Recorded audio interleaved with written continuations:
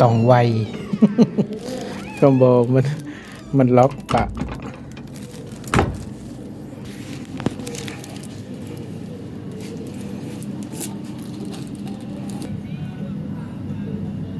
ฮอดห้องส่งแล้วพี่น้องนี่ก็คือห้องส่ง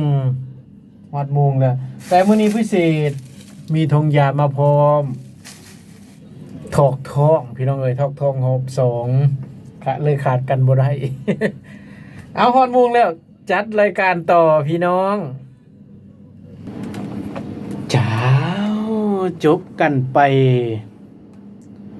สองผลงานเพลงที่ฝาดต้อนให้พ่อแม่พี่น้องพี่ผู้สกัดหรือว่า1ผลงานเพลง1ผลงานเพลง1ผลงานลำที่ฝาดต้อน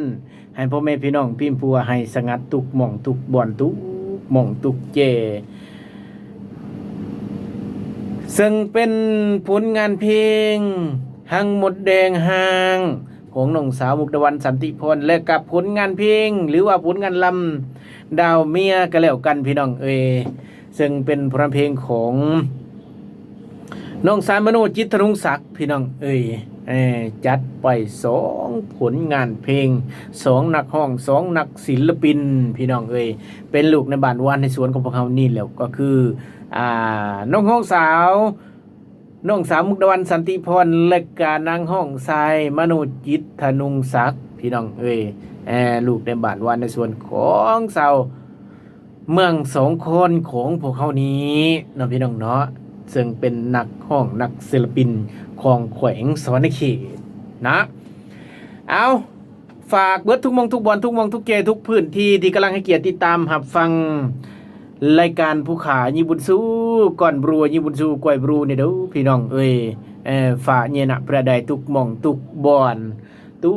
กหม่องทุกเจทุกพื้นที่บ่ว่าจะเป็นมินักแฟนเพลงแฟนรายการอยู่ทางใด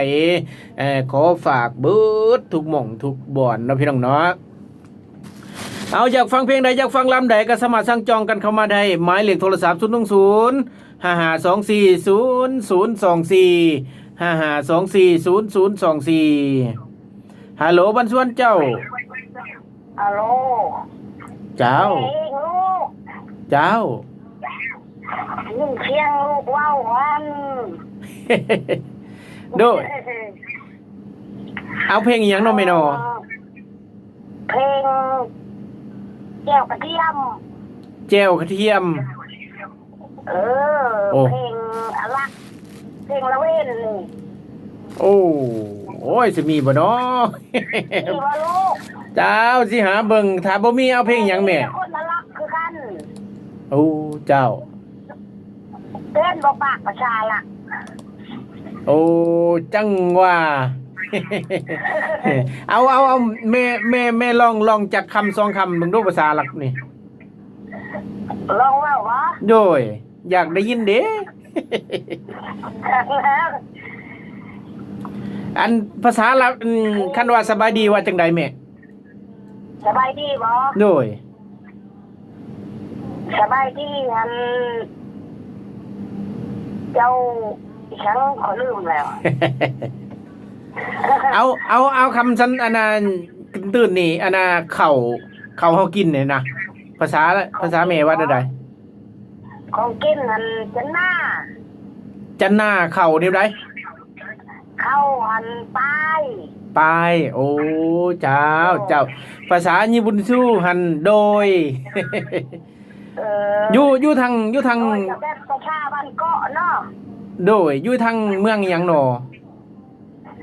นี่เมืองเซกองโอ้คนละโอ้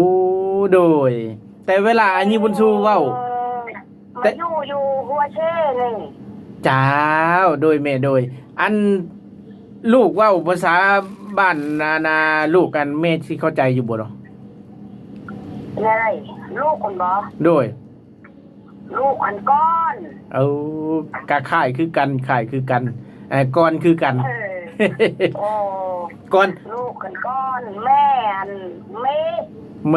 โอมเบอันนี้ใกล้เคียงกันโดยเข้าอันจองปาย โอ้ เออ ภาษาลูกหันจาโดยจากลับไปว่ากิน เออ โดยไปว่าเข้า จ้องไป บ้านเกิดเมืองนอน ฮะ บ้านเกิดเมืองนอนอยู่ใช่ลูก ลูกอันอยู่เมืองพีนแขวงสวรรณเขตโดย โอ้แล้วแม่พังชูมือนี่ลูกเว้า โดยเอาขอบใจด้วยแม่เด้อ โดยพังเพลงลูกเอาเมียเก่า เอาเมียเก่า โดยสงสารเมียเก่าเนาะ โดย โดยจังหน่อยจัดให้เด้อแม่เด้อ โดยขอบใจ โดยขอบใจหลายๆ โอ้ยมื้อนี้ได้คนชนเผ่าเว้านํกัน แต่ต่างภาษาค่ายพี่น้องเอ้ยแต่มีคำศัพท์บ่คือหลาย มีบางคำศัพท์ตัวอย่างก็คือลูกเนี่ยก็คือกันก่อนคือกันรู้แต่ต่างถิ่นพี่น้องเอ้ยนะโอ้ดีอกดีใจมื้อนี้ก็ได้เว้าได้ว่าได้ถามได้ไทยเลขเปลี่ยนภาษามื้อหน้าพี่น้องเขาทางทาแตงนี้ก็โทรมาได้มาเลขเปลี่ยนภาษากันพี่น้องเอ้ยทางทาแตงบ่ทางดักจึงอยากเลขเปลี่ยนภาษาสำหรับทางสารวันนี่ว้ายภาษาเดียวกันอ้อยต้อย ทางสารวันเรางามนี่เรางามกับบางหม่องกับสิบ่คือ แต่ส่วนทางนี่ทางตุ้มลานนี่โอ้ยตุ้มลานสารวันนี่คือกันเป๊ะ เลขก็เกี่ยวมาทางพี่ทางนางงามทางนี้ก็คือกันนี่ทางพี่น้องคอยอยู่ทางนางงามก็หลายหม่องหลายบ่อนที่ภาษาคือกันพี่น้องเอ้ยนะเอาวันนี้มาเพียงบรรยากาศมาฟังผลงานเพลงผลงานลำจัดตามคำห้องคำขอของไอ้แม่คอยเพิ่นขอมาว่าสงสารเมียเก่าเด้อลูกเด้อของลูกห้องว่าซั่นเอามื้อนี้จัดให้ก่อนพี่น้องคอยโทรหา